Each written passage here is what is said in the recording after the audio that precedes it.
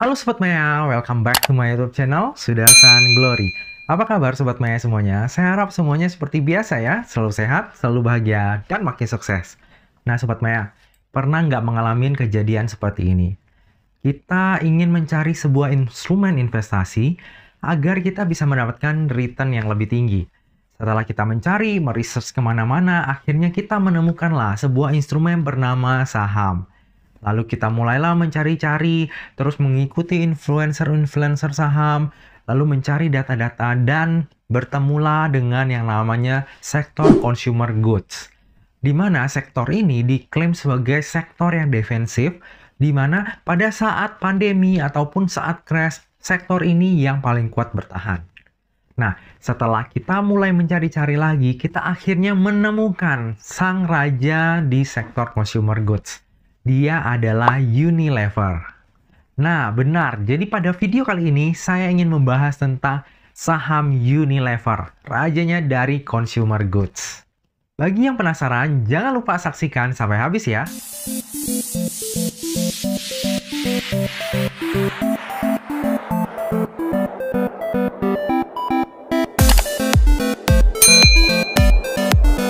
Nah, Sobat Maya, di sini saya nggak terlalu membahas tentang analisa fundamental ataupun teknikal.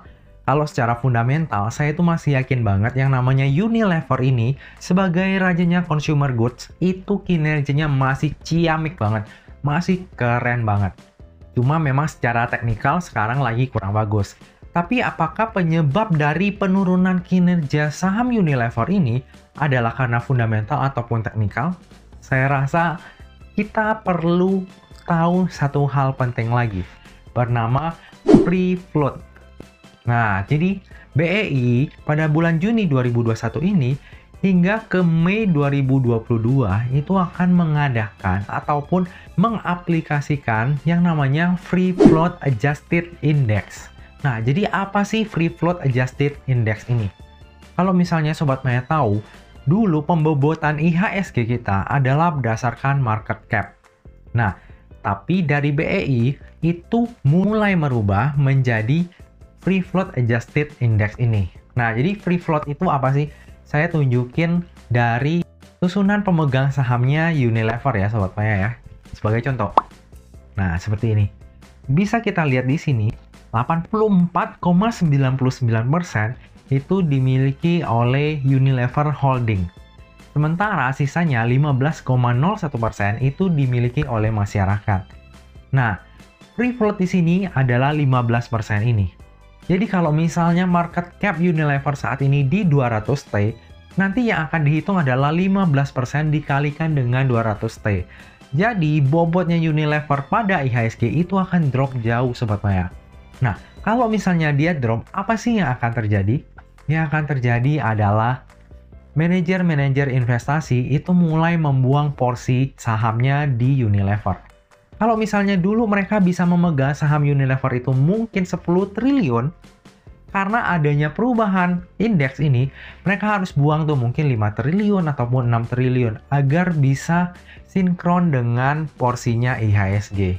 Kenapa? Karena manajer investasi ini berpatokannya pada indeks ya. Jadi indeksnya IHSG ataupun IDX 30 ataupun LQ45 seperti itu Sobat Maya. Jadi manajer investasi ini mau nggak mau ya walaupun dia suka dengan sahamnya Unilever, itu mereka tetap akan buang.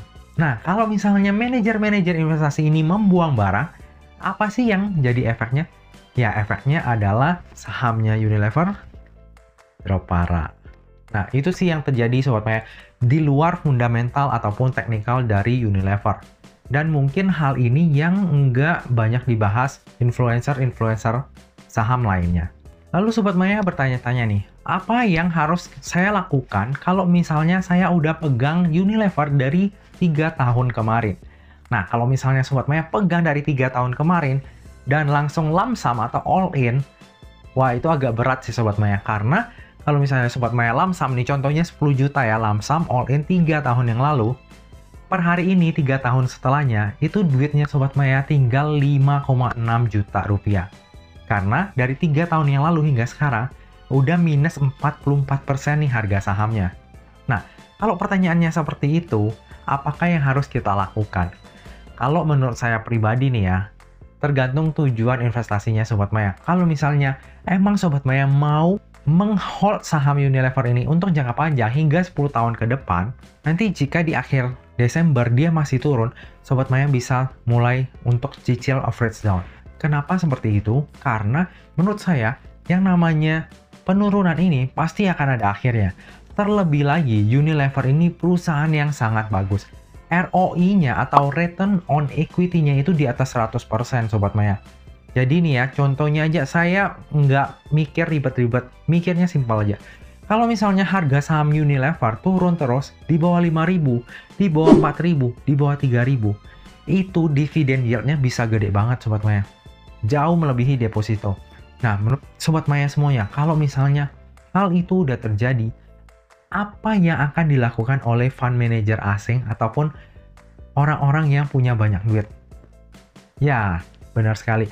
Mereka pasti akan masuk banyak sekali di saham Unilever ini. Nah, kalau saya pribadi, saya udah mulai tertarik untuk masuk ke saham Unilever ini. Justru ini adalah waktu yang paling tepat untuk kita mencicil. Jika nanti udah selesai nih ya di tahun 2022, nah itu ada kemungkinan malah Unilevernya udah mulai naik lagi nih Sobat Maya. Kalau misalnya saat itu Sobat Maya baru mau beli, menurut saya udah ketinggalan. Nah, tapi ingat ya, ini bukan untuk Sobat Maya yang ingin cepat kaya. Ini hanya bagi Sobat Maya yang benar-benar mau investasi jangka panjang. Jadi kalau misalnya Sobat Maya pegang sahamnya 1 tahun, 2 tahun tuh udah minus 10% kayak, aduh ngapain sih saya taruh duit di sini, mending saya taruh di deposito aja, kayak gitu kan. Nah, jadi jangan lupa yang namanya investasi itu selain bisa menghasilkan cuan, bisa mengandung bawang juga. Atau kita bisa sedih nih Sobat Maya kalau misalnya pas lagi rugi.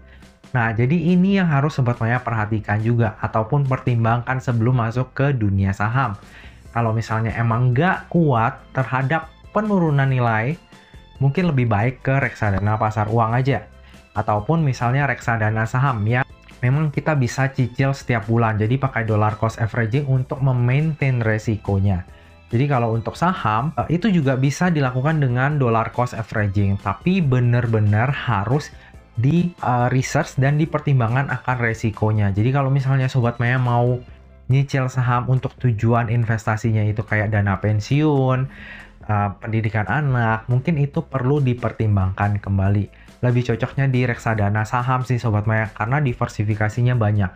Jangan taruh semua telur di satu keranjang doang. Bahaya, resikonya terlalu besar. Nah Sobat Maya, jadi sekian sharing saya hari ini tentang saham Unilever.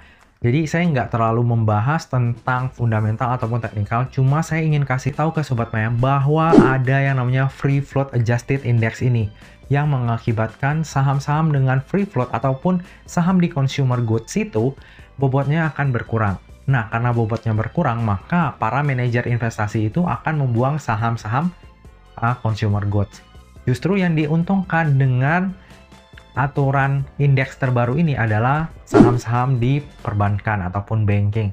Jadi Sobat Maya juga bisa menilai nih, apakah ini saat yang tepat untuk investasi di banking atau malah ini saat yang tepat untuk kita mulai mencicil saham-saham di consumer goods. Oke, sebagai penutup saya akan memperlihatkan kepada Sobat Maya tentang PBV ataupun PE Standard Deviation Band.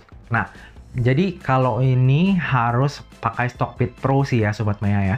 Jadi kalau misalnya Sobat Maya nggak ada, ini saya tunjukin juga ke Sobat Maya. Jadi Sobat Maya bisa mempertimbangkan nih, kalau misalnya kita lihat dari grafik ini, nah ini udah menyentuh harga terendahnya dalam 10 tahun terakhir loh. Hampir minus 2 standar deviation band-nya. Jadi ini kalau kita lihat dari deviation band-nya itu udah sangat murah. Jadi Sobat Maya bisa mempertimbangkan apakah ingin mencicil Unilever itu dari saat ini. Atau malah Sobat Maya ya udah buang aja, nanti udah tunggu mantul baru kita mulai masuk. Nah, jadi tergantung ya Sobat Maya apakah investornya itu jangka panjang banget ataupun yang nunggu momentum. Jadi semuanya kembali lagi ke Sobat Maya. Nah Sobat Maya, sekian video saya hari ini. Semoga video ini dapat bermanfaat untuk Sobat Maya semuanya dan dapat menjadi bahan pertimbangan jika Sobat Maya saat ini udah punya posisi di Unilever ataupun ingin mencoba untuk masuk di saham Unilever. Nah, Sobat Maya, sekian video saya. Jangan lupa jaga kesehatan, jangan lupa untuk selalu bahagia, dan semoga perjalanan investasi kita selalu cuan bareng-bareng ya. Sampai jumpa di video selanjutnya. Dah.